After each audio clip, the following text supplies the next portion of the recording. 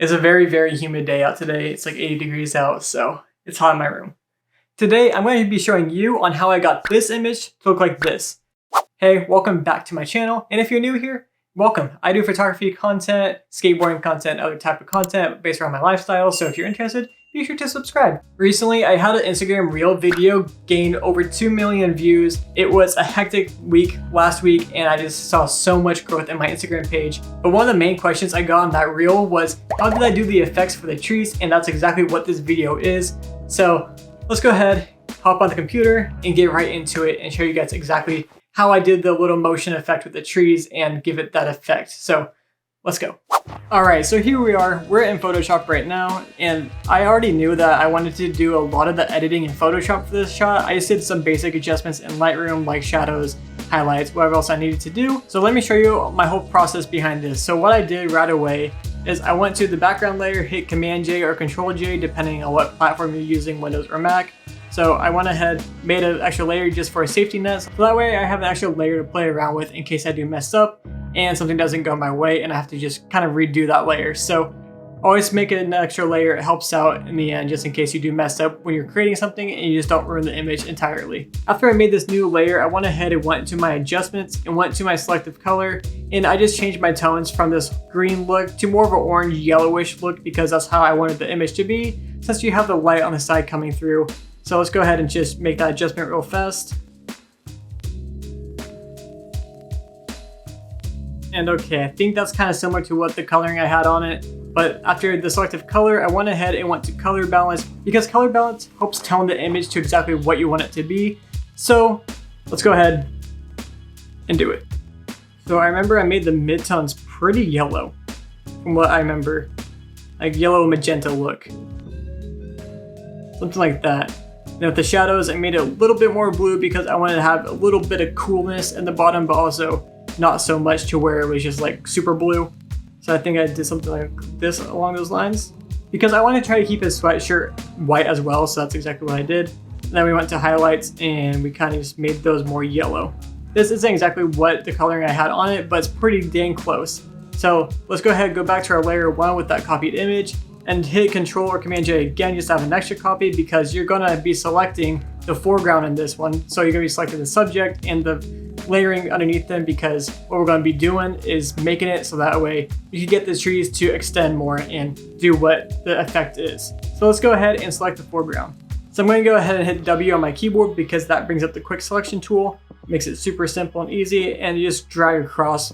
Realistically, we're just going across like that just to get the foreground selected and then come in and then select my friend Trong.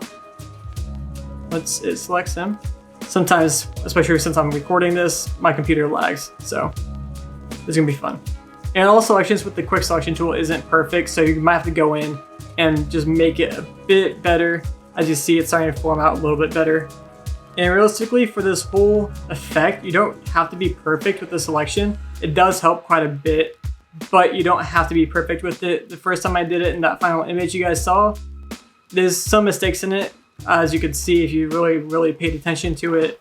But realistically, you don't really have to do a whole lot of work or a lot of selection for it, just because honestly, with the way the effect is, it doesn't really bring out the flaws too much unless you sit down and actually look at it.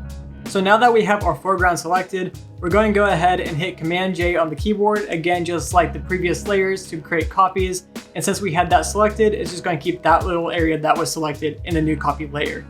So now we're going to go back to the copy layer where we originally were selected the foreground in, and go ahead and go into filter. This is the exciting part. This is where it all goes, and this is how you do it. We're going to go to filter, go to blur, go to motion blur, and with this is where the effect comes in.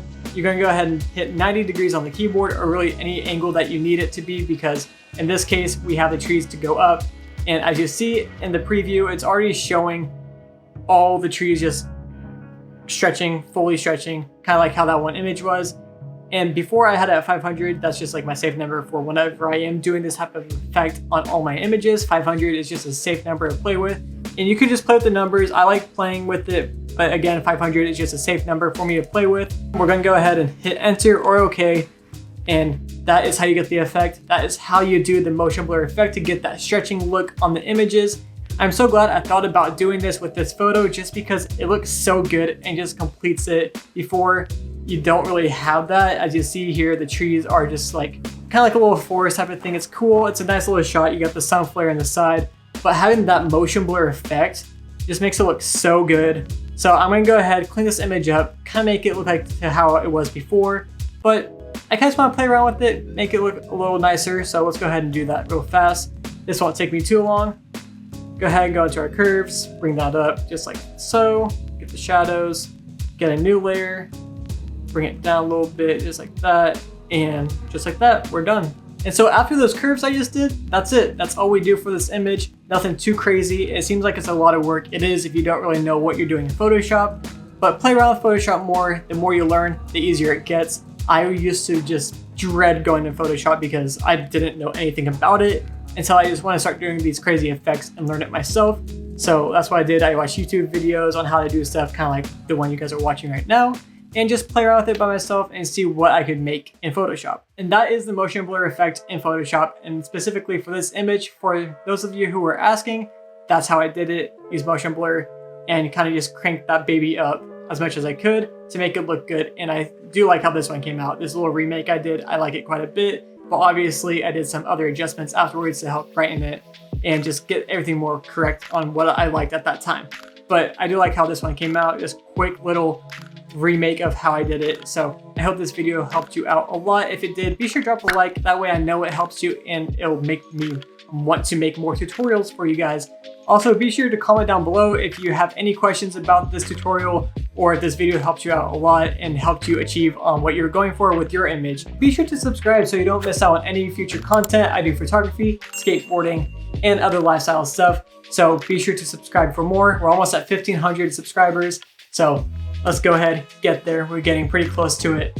And yeah, other than that, I think that's it. Be sure to follow me on Instagram, TikTok, all social platforms are down below. Just links to all of them. And yeah, if you guys are interested in my gear, there's links to that down below as well.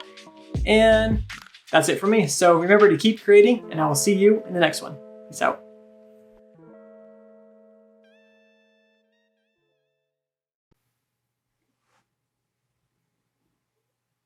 Are you still watching?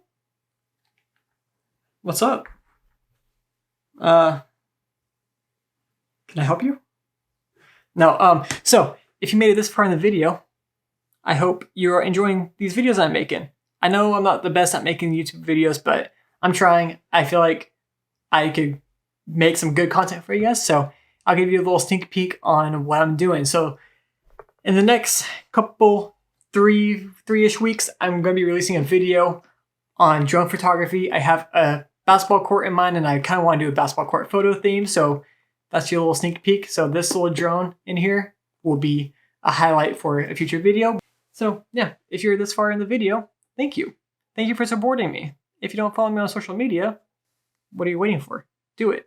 They're all right here. And yeah, if you also are still watching and haven't clicked out yet, which I hope you didn't, comment. I'm falling. Comment tacos. Okay? Tacos. No one will know. Just comment tacos. It'd be our own little secret. That's it. Tacos.